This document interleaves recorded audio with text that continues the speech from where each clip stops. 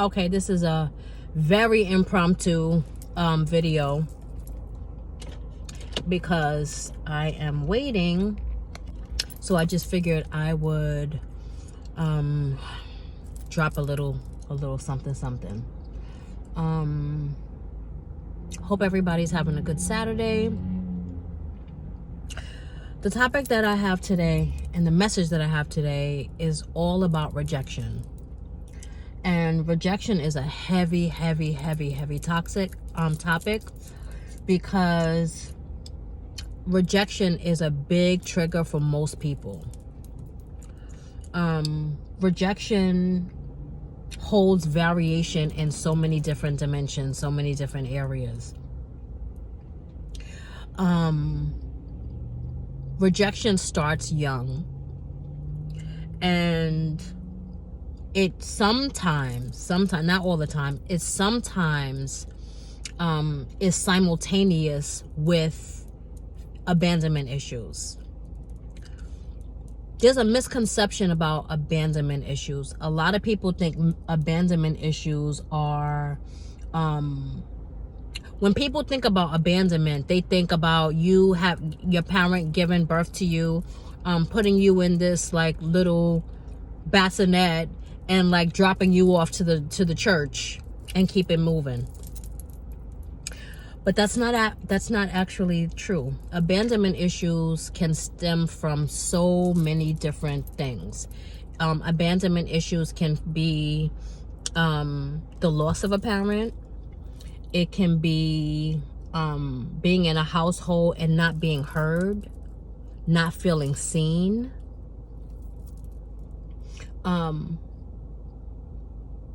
I may get shit for this, but a lot of the time in our community, it's like, children are seen and not heard. But that's not always the best thing, we sometimes need to be heard and need to be validated. And so sometimes that's also a feeling of rejection. Rejection can be the loss of a relationship. Abandonment could be a loss of a relationship.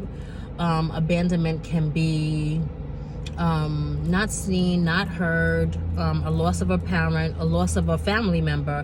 Abandonment takes on so many different issues. Abandonment is not just your parent dropping you off somewhere, but it's definitely simultaneous with rejection. And so when we feel rejected, we feel unloved. And when you feel unloved, you go within and you protect your heart.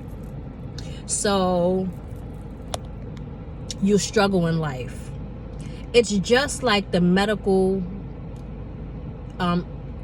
equivalent of, how when you get when you get a fever, it's your body's way of protecting or telling you that something's wrong.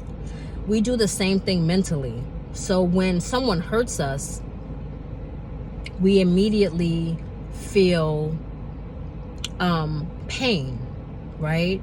And so some people protect their heart and decide, I don't want to do this anymore, because it was a rejection.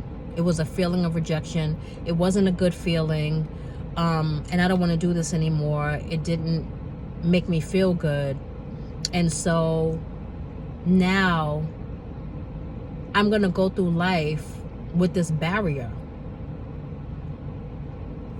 When we feel rejected, it's a huge trigger.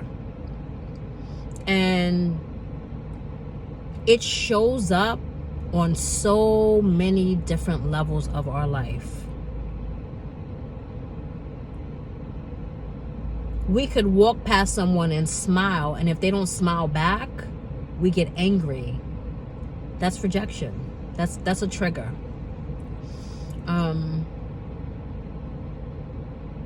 There's so many different things that we do that triggers us when we feel rejected. And I want to keep going with rejection, because rejection is one of the biggest triggers that we experience in our life.